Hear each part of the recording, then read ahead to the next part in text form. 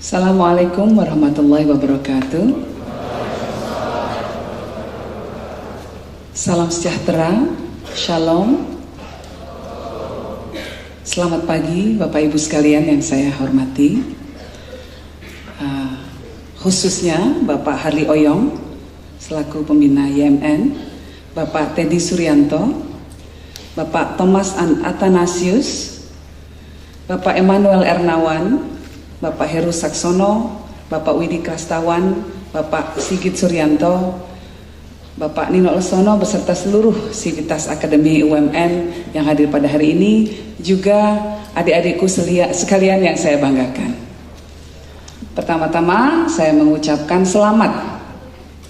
Ya, selamat kalian sudah berada dalam sebuah lingkungan akademik yang sangat prestisius, ya, yang bisa menghantar kalian menuju masa depan yang lebih baik ke depannya. Tidak semua orang bisa berada pada posisi yang adik-adik sekalian duduki pada saat ini. Jadi istimewa, bisa merasakan pendidikan tinggi itu istimewa. Adik-adikku sekalian, Bapak Ibu sekalian yang saya hormati, saya diminta untuk berbicara sedikit mengenai pesan-pesan kebangsaan. Ini memang sesuatu yang dekat dengan hati saya, Pak Harli. Karena isu-isu kebangsaan sudah diperjuangkan mulai dari mbah saya, ya, mbah buyut saya. Mbah buyut saya itu adalah pendiri Nahdlatul Ulama, atau orang taunya namanya NU kalau sekarang. Ya. Namanya Mbah Hashim Asy'ari. Beliau berjuang sejak zaman Jepang dulu, dan beliau pernah ditangkap oleh penjajah Jepang karena tidak mau nurut. Ditangkap, disiksa sampai tangannya patah, ya. Lalu perjuangan beliau diteruskan oleh mbah saya, Mbah Wahid Hashim, yang merupakan menteri agama dan menteri lainnya dalam kabinet pertama setelah Indonesia merdeka. Membantu Bung Karno, ya, membuat konsepsi dasar dari negara kita yang pada sampai saat ini masih mengikat kita semua sebagai bangsa. Setelah Mbah Wahid ada Gus Dur, ya. Gus itu artinya kakak. Jadi kalau yang belum tahu, Gus itu artinya kakak. Jadi kalau manggil jangan Pak Gus Dur, karena kalau Pak Gus Dur artinya udah bapak, abang lagi. Tapi khusus hanya untuk anak kiai. Ya, jadi memang ada panggilan kekhususan yang diberikan kepada anak kiai. Kalau laki-laki Gus, kalau perempuan Ning. Jadi saya kalau di lingkungan pesantren panggilnya Ning.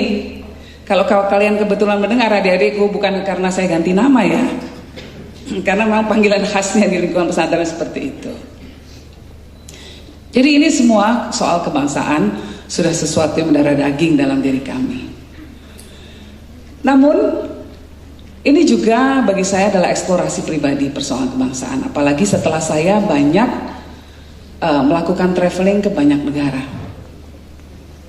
Pada saat ini kita mendengar sebagian orang mengatakan, apa Pancasila? Pancasila tidak cocok dengan sistem negara kita. Pancasila itu tidak cukup, harus sistem tertentu berdasarkan agama tertentu. Itu kata mereka. Mereka tidak paham bahwa yang namanya Pancasila itu adalah sebuah pusaka bagi bangsa kita. Pancasila itu adalah sebuah hal yang begitu istimewa sehingga banyak pemimpin-pemimpin dari berbagai negara datang ke Indonesia mau belajar tentang Pancasila. Saya ambil contoh. Saya pernah diundang oleh pemerintah Prancis untuk pergi ke Prancis belajar tentang beberapa hal mendasar tentang konsepsi negaranya. Kalau Prancis itu kan ada beberapa sistemnya ya Pak Nino ya. Apa namanya? Fraternité, égalité. Yang terakhir yang khusus yang saya belajar adalah tentang laïcité. Laïcité kalau terjemahan bebasnya itu adalah sebuah konsep tentang sekularisme. sekularisme. Itu terjemahan bebasnya. Tapi sebetulnya lebih dari situ. Saking mengakarnya konsep laicite ini dalam diri orang-orang Prancis, mereka menyebut sebagai orang-orang laik. Ya, dari kata laicite itu. Laicite itu apa? Laicite itu adalah pemisahan antara agama dengan negara. Pisah.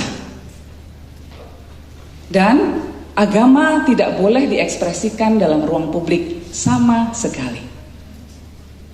Jadi kalau ada orang muslim, misalnya seperti saya, mau kerja di rumah sakit pemerintah, nggak boleh pakai kerudung. Kalau ada yang Katolik mau pakai salib, dia kerja sebagai guru, harus dilepas salibnya. Kalau ada orang syik, dia punya sorban, nggak boleh dia kerja sebagai pegawai sipil pemerintah. Kalau ada orang Yahudi yang memakai kippah atau topi kecilnya itu, maka dia tidak boleh berada di lingkungan, misalnya bekerja di balai kota. Karena saya orangnya kepo, saya nanya lagi kan, kalau ringtone boleh nggak ringtone azan? Nggak boleh. Kalau yang Buddha mau naruh patung Buddha kecil aja di tempat kerjanya, nggak boleh. Kalau yang Muslim mau sembahyang gimana? Pulang. Bayangkan betapa susahnya hidup seperti itu. Dan ini terjadi karena mereka mengalami sebuah masa yang panjang ketika ada konflik antara agama, dalam hal ini adalah Gereja Katolik Roma, dengan monarki. Jadi kalau Bapak Ibu sekalian pergi ke Prancis, di sana akan melihat begitu banyak gedung-gedung yang megah, cantik-cantik, luar biasa. Itu kalau bukan gedung istana, ya gedung gereja. Itu, hanya dua itu saja biasanya. Jadi kekuasaan dua institusi ini memang dari atas sampai bawah ada hierarkinya, sehingga bentrok, rebutan macam-macam dulu. Akhirnya capek berkonflik, lalu mereka mengatakan cukup, dah monarki yang menang. Lalu setelah itu malah kelompok Republikan yang menang, revolusioner yang menang. Agama tidak diberikan ruang sama sekali. Saya katakan, oh gitu ya di Perancis, hebat juga. Kalau di negara kami, di Indonesia, saya mulai. Di Indonesia itu agama menempati ruang yang istimewa. Setiap perayaan hari besar agama, seluruh bangsa, seluruh negara libur semua. Bingung mereka, oh really? Jadi sebetulnya secara teori makin banyak agamanya di Indonesia, makin senang orang Indonesia soalnya libur terus. Teorinya seperti itu. Nah, ini dimungkinkan, ya dimungkinkan negara memfasilitasi pemeluknya untuk beribadah, pemeluknya untuk mengekspresikan keyakinan agamanya. Karena apa? Karena Pancasila itu. Disitulah ada sintesa dari berbagai macam konsepsi pemikiran, sehingga tidak perlu kita berada dalam kutub yang sangat ekstrim, yang menolak agama atau yang hanya berdasarkan pada agama semata saja. Pancasila sudah menjadi sintesa, sudah menjadi formulasi yang sangat khusus, yang luar biasa, memberikan ruang bagi para pemeluk agama untuk mengekspresikan seluruh kehidupan beragamanya tanpa takut negara akan menghalanginya. Itu teorinya, seperti itu Pancasila. Indah sekali dan membuat orang lain iri. Ketika negara-negara yang lain masih berbicara soal multikulturalisme, Indonesia sudah mempraktekannya. Di negara kita, toleransi sebetulnya menjadi salah satu budaya yang sudah dipraktekkan jauh sejak lama. Contohnya, kalau adik-adikku sekalian pernah nggak pergi ke kota di Jawa Tengah namanya Kudus? Ada yang dari Kudus? Ada yang dari Kudus? Oke. Oke. Di sana ada soto yang sangat istimewa. Kenapa kok ketawa? Kuliner, oh iya. Kayaknya sama kita ininya ya. Apa namanya, disatukan oleh minat yang sama, kuliner. Dan saya sudah membuktikannya dengan badan saya yang agak besar. Langsung kelihatan. Kalau di Kudus itu ada namanya soto kerbau. Ya, soto kerbau. Mas Nino harus coba. Enak sekali. Yang paling enak justru bukan di restoran tapi di pasar, Mas. Harus belusuan sedikit niru Pak Jokowi. Nah, bagaimana sejarahnya sehingga ada yang namanya soto kerbau? Konon ketika Sunan Kudus, salah satu wali songo penyebar agama Islam di Indonesia, sedang mendakwahkan agama Islam, maka beliau melihat bahwa banyak masyarakat yang masih beragama Hindu pada waktu itu di daerah Kudus, dan beliau ingin mengajarkan tentang toleransi kepada para pengikutnya.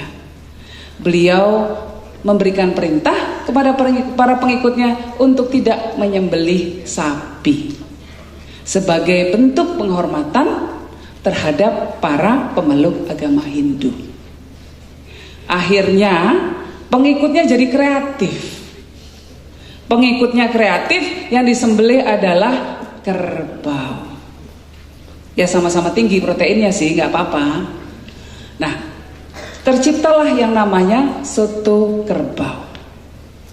Jadi ada sebuah kearifan luar biasa yang terkandung dalam sebuah sepinggan atau semangkok soto kerbau.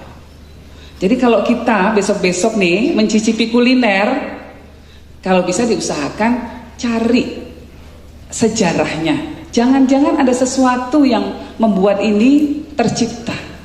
Jangan-jangan ada nilai tersendiri di balik semangkuk soto, semangkuk gado-gado, atau sepiring sate dan lain sebagainya. Nah, kalau sudah, viralkan ya. Di IG dulu. Pak Harli tahu IG nggak? Nah, lo nggak tahu nih Pak Harli, mesti diajarin kayaknya nih. Nah,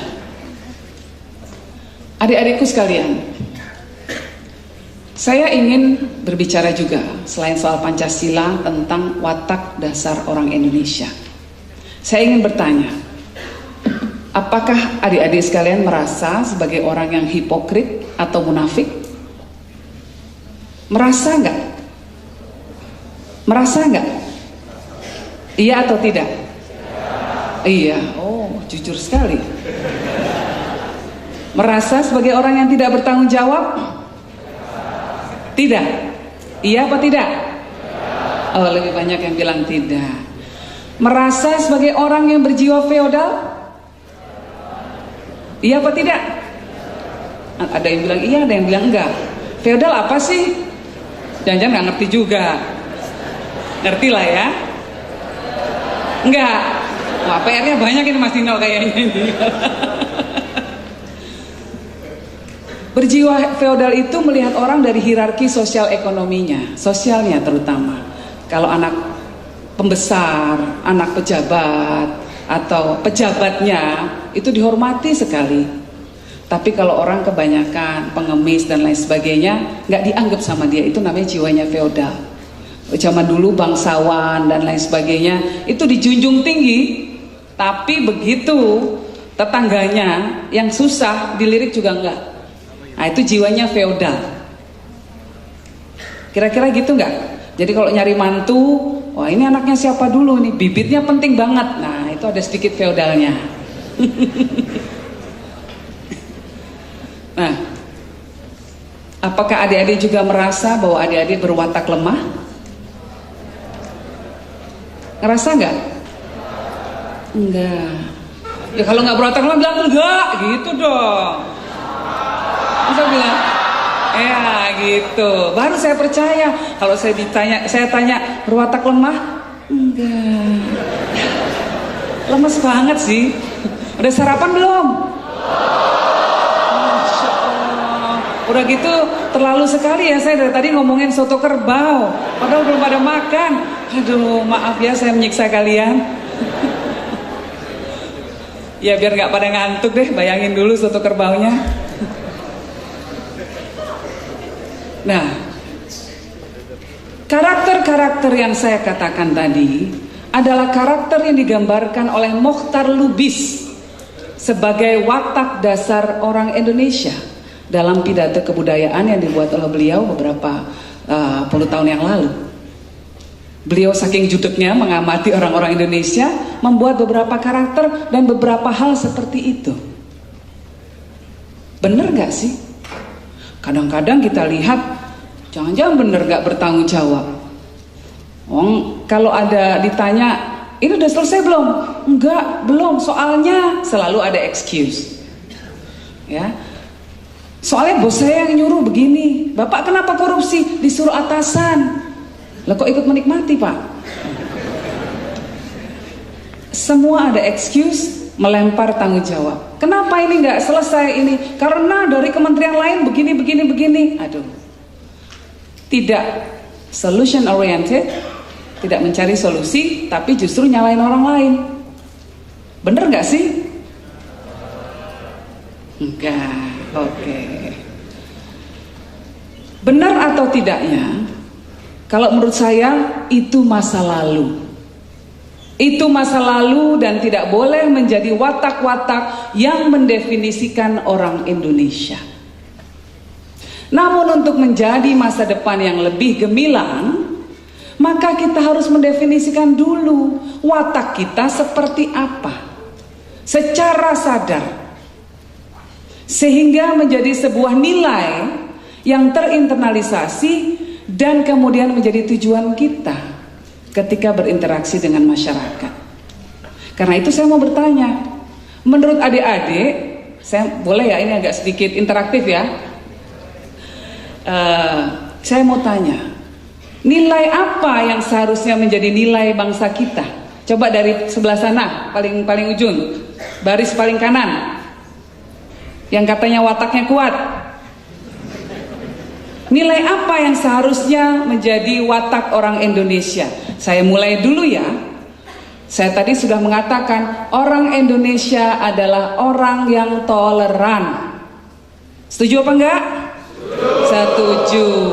Ini harus menjadi catatan baru dari watak orang Indonesia. Kita rumuskan bersama-sama sehingga jadi kesadaran bersama. Oke, 1 toleran. Kita bikin 6 ya. Oke. Baris kedua, apalagi? Apalagi nih? Ramah. Setuju? Setuju. Oke. Yang ketiga, coba baris berikutnya. Udah 2 nih. Toleran dan ramah. Jujur, penting sekali. Penting sekali kita menjadi orang yang jujur. Pada saat ini peringkat pertama orang-orang yang jujur ditempati oleh orang Jepang dan orang Inggris. Orang Jepang itu adalah orang-orang yang kalau kita tanya agamanya apa bingung. Kenapa? Karena mereka lahir itu kemudian memulai ritual ya, ritual kelahirannya memakai agama Shinto. Setelah itu ketika menikah, ritual yang dipakai adalah ritual Kristen. Ketika meninggal, ritual yang dipakai adalah ritual agama Buddha. Bingung toh? Tapi mereka happy. Ya nggak apa-apa. Nah, kalau mungkin buat sebagian orang kita dianggap nggak punya agama, itu. Tapi ternyata mereka adalah orang-orang yang paling jujur sedunia. Saya pernah mengalami sendiri. Saya ke Tokyo, HP saya ketinggalan di toilet publik. Saya telepon tempatnya, sudah ditemukan dan sudah disimpan. Nggak ada yang ngambil. Orang-orang yang berikutnya masuk ke toiletnya nggak ada yang lihat, mungkin dilihat tapi nggak diambil. Dibiarin aja sampai akhirnya manajemen tempatnya yang mengamankan, menunggu sampai saya kembali. Luar biasanya seperti itu. Jujurnya. Coba di sini.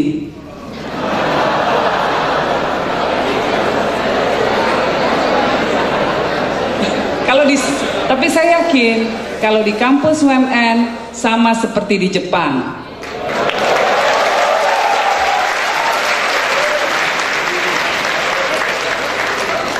Kalau nggak percaya, coba tinggalin HP-nya di toilet.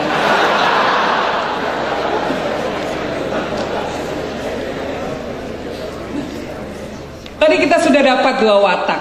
Yang pertama toleran, kedua ramah.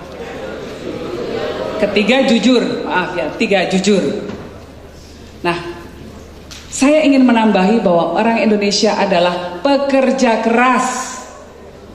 Iya apa enggak? Iya apa enggak? Nah, jadi Pak dosen kalau misalnya ngasih tugas, nggak apa-apa kasih banyak-banyak, pekerja keras semua.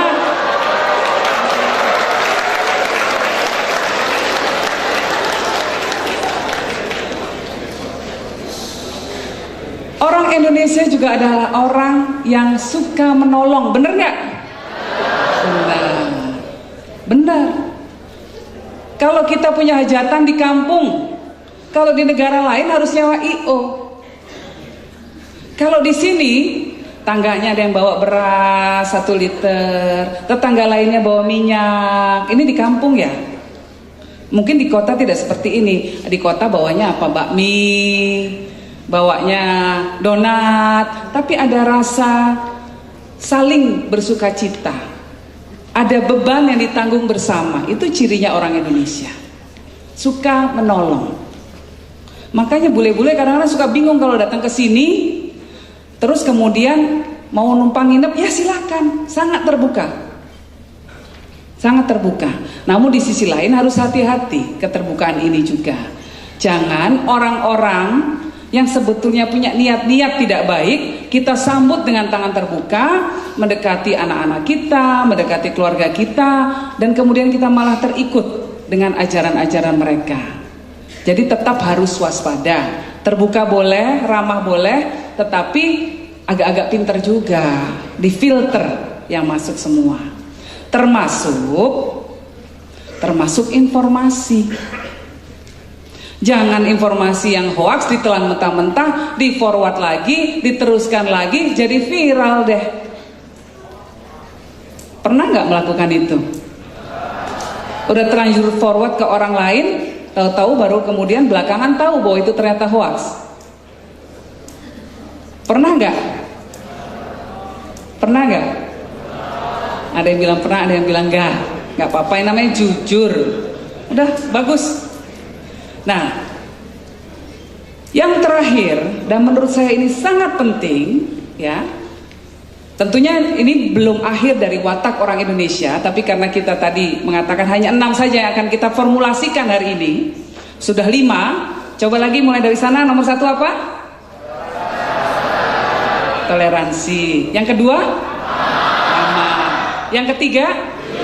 Jujur. Yang keempat? Bekerja keras. Yang kelima? Suka menolong. Yang keenam, yang saya lihat juga banyak ada di orang Indonesia adalah orang Indonesia itu optimis dan bahagia. Ini penting. Dan Indonesia selalu menempati peringkat sebagai orang-orang yang paling bahagia di dunia.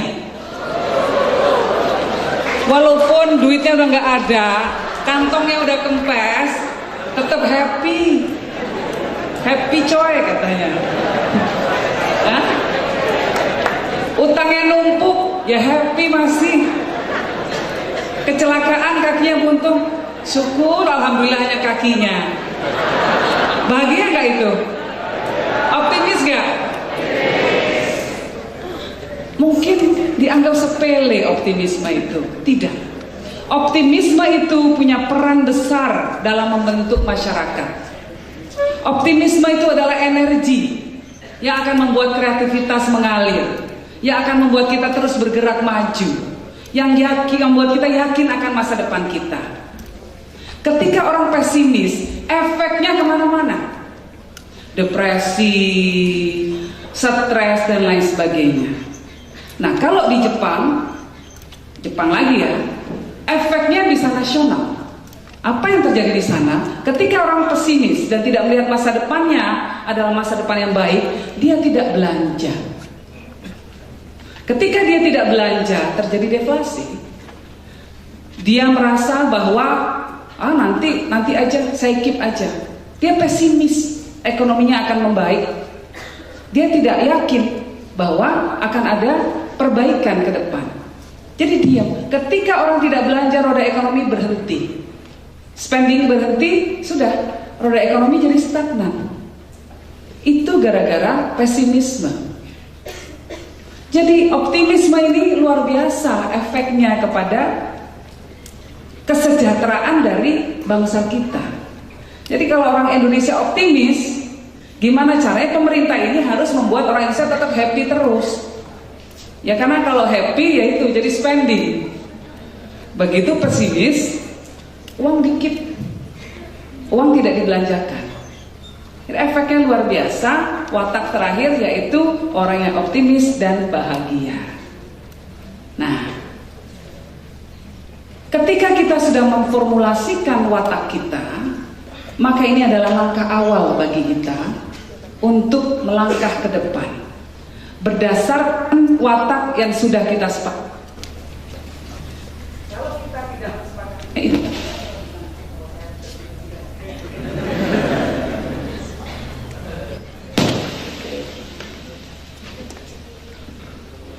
tapi kalau udah saatnya berhenti pidato, saya dikasih tanda juga ya.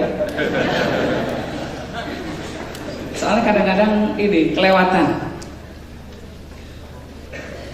Ada banyak tantangan yang harus kita hadapi sebagai bangsa ke depan. Tantangan konflik sosial, tantangan konflik-konflik berdasarkan permasalahan primordialisme. Karena ada orang-orang tertentu yang ingin menguatkan identitas primordialismenya, identitas kesukuannya, identitas keagamaannya, dan identitas etnik lainnya, sehingga membuat yang namanya benang kesatuan menjadi rapuh. Ini salah satu tantangan ke depan. Kita harus selalu mencari cara untuk menguatkan kembali, meneguhkan kembali cita-cita kita bersama sebagai bangsa ini apa. Kakek saya gampang. Kakek saya bisa berteman dengan Pak Amaramis, bisa berteman dengan Pak Kasimo dan lain sebagainya, walaupun beda agama. Karena apa? Mempunyai shared identity, shared value, identitas yang sama, yaitu apa? Sebagai orang-orang yang terjajah, orang-orang yang berusaha memerdekakan bangsanya. Nah, lebih mudah jadi berkumpul, lebih mudah guyup karena tujuannya sama, mau merdeka. Nah, kalau kita sekarang sudah merdeka, apa yang mengikat kita sebagai bangsa? Apa yang mengikat si Amin, si Siti, si Badu, si Michael, dan lain sebagainya sebagai anak-anak bangsa ini ke depan? Ini yang harus kita rumuskan kembali. Karena kalau tidak mereka akan kehilangan keterikatan dengan cita-cita bersama sebagai bangsa. Nah, saya berharap melalui lingkungan akademis seperti UMN ini, maka bisa digulirkan kembali semangat kebangsaan, shared values yang mengikat kita semua, upaya untuk menguatkan, mencari dan menguatkan kembali shared value, national identity, identitas nasional kita. Karena saat ini kita melihat di mana-mana ada konflik di dunia. Namun Indonesia, alhamdulillah sampai sekarang masih oke-oke juga sih. Ada letupan-letupan kecil, tetapi letupan itu kemudian, ya ini optimis kan, ada hikmahnya. Karena letupan itu membangun kesadaran di masyarakat luas bahwa we have to do something. Kita harus melakukan sesuatu.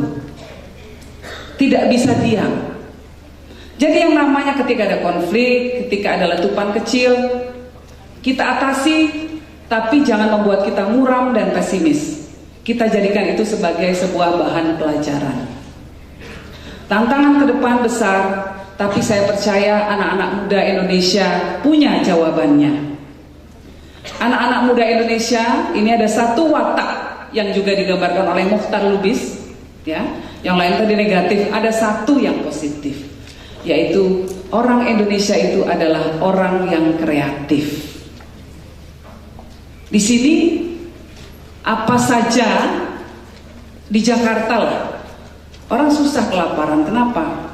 Ya dia dengan segala kreativitasnya minimal masih bisa makan. Jualan apa di perempatan, kreativitas ada. Hackers terbaik di dunia salah satunya adalah anak-anak Indonesia.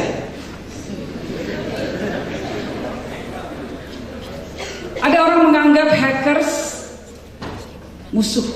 Buat saya tidak. Mereka adalah partner yang harus diajak untuk bekerja sama. Kenapa? Dengan tantangan ke depan, di mana dark internet itu akan dipakai oleh para kelompok-kelompok radikal untuk bertransaksi. Sekarang Telegram udah ditutup, WhatsApp ketahuan. Yang namanya orang jahat selalu cari tempat baru. Salah satunya adalah dark internet. Yang bisa nembus siapa? Yang jelas bukan saya yang gaptek ini, tapi orang-orang yang memang melek teknologi. Salah satunya hackers. Jadi, ke depan memang kita akan melakukan redefinisi dari siapa itu lawan, siapa itu kawan, bukan lagi berdasarkan standar-standar tradisional dan kuno, tetapi berdasarkan fungsi. Nah, jadi anak-anak muda Indonesia, terutama yang dari UMN, ini punya kontribusi, potensi untuk memberikan kontribusi yang luar biasa bagi masyarakat Indonesia. Karena tantangan ke depan salah satunya adalah melalui dunia sosial media. Nah, dunia sosial media ini orang-orang seperti Pak Nino, seperti saya, paling hanya permukaan aja ya Mas ya. Mas Nino punya Instagram account? Nggak ada. Bok tolong dibikinin toh ya. Mahasiswanya. Jadi Pak Nino nanti disuruh foto pakai Beauty Plus. Nggak tahu juga Pak Nino. Itu Pak, kalau pakai Beauty Plus nggak perlu pakai dandan Pak Nino, karena langsung cantik sudah. Nah, orang-orang seperti kami hanya kenal yang begini-begini.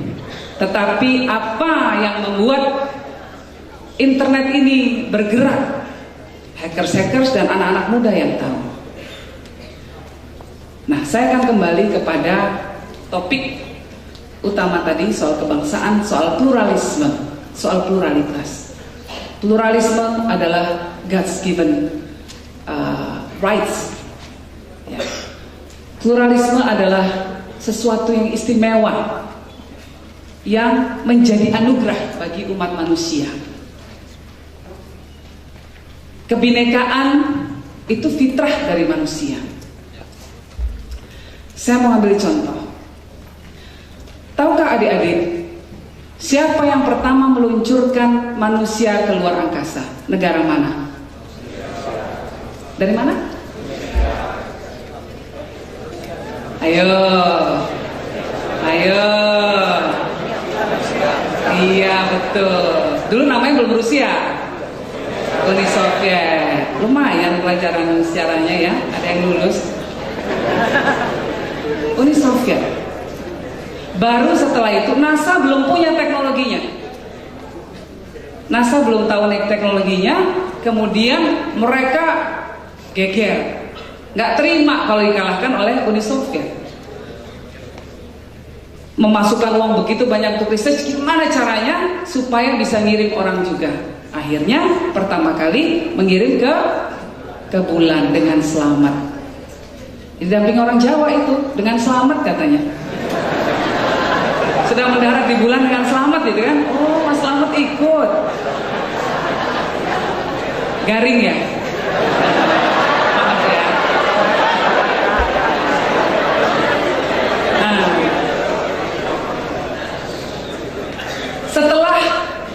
di bulan, diteruskan dengan pendaratan-pendaratan lainnya, dan sampai sekarang mereka terus mengeksplorasi yang namanya airspace.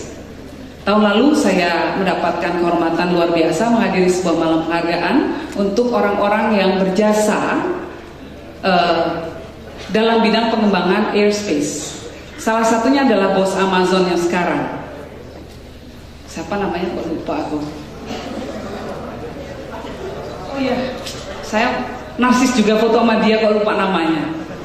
Jeff Bezos. Dia menjadi salah satu orang yang mendapat penghargaan. Kenapa? Mereka sudah sangat maju berpikirnya. Airspace, siapa yang menguasai teknologi dan siapa yang menguasai luar angkasa nantinya, dialah yang akan menguasai dunia. Ini moto barunya. Karena apa? Semua komunikasi nanti taruhnya di luar negeri. Airwave semuanya dari luar angkasa, luar negeri lagi. Luar angkasa. Kita masih bicara luar negeri ya. Kalau ada satu daerah di Madura masih bicaranya luar daerah lokalnya. Jadi Gus Dur pernah ke sana pidato, terus kemudian panitia sebelum Gus Dur pidato kemudian memberikan sambutan dulu. Dalam sambutannya panitia mengatakan, alhamdulillah hari ini kita kedatangan seorang tokoh, bukan cuma seorang tokoh lokal, tapi juga tokoh interlokal, katanya. Kayak telepon ya ini ya. Namanya salah paham. Oke, kembali ke airspace. Kok bisa ya, bisa-bisanya ya ini ke sana dulu, nggak apa-apa lah, intermezzo. Airspace ke depan luar biasa sekali yang namanya pengembangan aerospace ini. Bahkan rencananya kalau memungkinkan maka semua pabrik akan dibangunnya di Mars atau di planet-planet lain. Jadi bumi ini bisa tetap bersih. Bumi ini tidak kena polusi dan lain sebagainya. Luar biasa ya? Dan ada yang mengatakan what you can imagine is real. Apa yang bisa kamu bayangkan akan jadi kenyataan. Bayangkan. Jadi mungkin 50 tahun dari sekarang anak-anak kita nanti tamasyanya bukan ke Dufan. Udah bukan ke Dufan lagi ya kalau kalian ya. Dulu seneng loh, jangan belagu sekarang.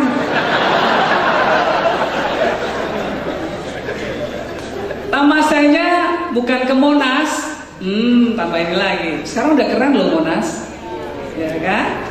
Nah, tetapi mungkin ke aerospace. Karena itu Pak Ali, mulai dari sekarang anak-anak saya sudah saya tanamkan kesadaran bahwa suatu hari nanti nak, kalau ada perjalanan ke bulan, gimana caranya kamu naik ya? Gimana caranya? Cita-cita kita naikin lagi. Nggak ada zaman Pak Herli, Pak Teddy dan lain sebagainya bermimpi mau ke bulan. Tapi zaman anak-anak kita mungkin jadi kenyataan. Nah itu, jadi ke depan airspace menjadi salah satu teknologi, dan airspace menjadi faktor besar dalam dinamika dunia. Ya, nah saya kembali ke Rusia tadi. Yang pertama mengembangkan teknologi airspace. Tapi setelah itu mati. Setelah itu kalah dari Amerika. Demikian juga komputer. Komputer bukan cuma diciptakan di Silicon Valley, dulu malah belum di sana. Oleh Bill Gates dan kawan-kawan belum. Bahkan jauh sebelum itu. Di Rusia, di USSR pun dulu sudah berkembang komputer gede-gede banget, segede-gede lemari mungkin. Lebih dari itu. Satu ruangan besar. Sekarang komputer makin kecil, microchip, nanochip dan lain sebagainya. Dulu enggak, tapi tidak berkembang di USSR. Kenapa? Kenapa di Amerika yang berkembang? Karena di sana negaranya adalah negara yang tidak bebas merdeka seperti di Amerika. Sistemnya negara melakukan hegemoni terhadap seluruh warganya. Semua hal dikontrol oleh negara. Ketika semua dikontrol oleh negara, birokrasi menjadi penghambat kreativitas. Orang mau berkarya, tunggu dulu, ada approval nggak dari Pak Deputi? Ya, udah lewat Amerika, langsung aja bikin duluan. Dan orang-orang di tingkat atas biasanya, bukan orang di tingkat atas biasanya, tapi rata-rata orang hanya punya perspektif tertentu dalam melihat suatu hal. Tidak bisa terlalu komprehensif. Sehingga kalau yang pimpinannya cuma melihat dari kacamata ini, di luar itu dia tidak akan approve. Ketika tidak di-approve, mati semua. Invention baru, penemuan baru, mati semua. Di Amerika, swastanya difasilitasi, negaranya difasilitasi, MIT dikasih dana besar-besaran oleh pemerintah, membuat teknologi pesawat dan lain sebagainya, bekerja sama dengan Debhan dan lain sebagainya. Jadilah banyak penemuan yang ada di masyarakat. Mendaftarkan hak paten luar biasa mudahnya. Tetapi ketika semua dikontrol pemerintah, hanya ada satu interpretasi. Dan itu adalah interpretasi yang berkuasa, interpretasi pimpinan. Akhirnya mati semua. Nah, ini saya kembali kepada tema awal, yaitu soal plurality, soal kebinekaan. Ya. Ketika plurality of ideas, kebinekaan gagasan tidak diperkenankan, maka yang terjadi adalah stagnansi dalam masyarakat. Nah, jadi yang namanya pluralism, plurality, kebinekaan, itu sesuatu hal yang sangat istimewa yang bisa mendukung keberhasilan dan kemajuan suatu masyarakat. Karena itu jangan pernah remehkan ini. Dan kita harus berusaha sekuat mungkin untuk memperjuangkan agar pluralism, plurality, kebinekaan tetap ada di Indonesia. Saya percaya adik-adik sekalian bisa mengawal salah satu pondasi bangsa kita ini. Caranya gimana? Caranya gampang. Satu saja yang bisa semua kita lakukan. Apa itu? Jangan nge-share hal-hal yang hoax. Jangan biarkan ruang publik dikuasai oleh orang-orang yang menyebarkan kebencian. Itu saja. Saya minta tolong kalau bisa generasi muda sekarang. Kuasai kembali. Kuasai kembali ruang publik kita, online maupun offline, dari orang-orang yang niatnya menciptakan konflik di negara kita. Kalau ada orang yang mau konflik-konflikan, bilang aja santai aja bro. Santai aja. Ini Indonesia. Negara kita berdasarkan Pancasila. Ini Indonesia. Di sini kebinekaan menjadi salah satu pondasi utama. Jadi saya rasa itu saja dari saya. Semoga melalui acara hari ini kita bisa menyatukan tekad, kita bisa menyatukan niatan ke depan untuk membangun bangsa ini menuju bangsa yang jauh lebih baik dan jauh lebih maju. Bersama kita optimis membangun Indonesia. Terima kasih. Assalamualaikum warahmatullahi wabarakatuh.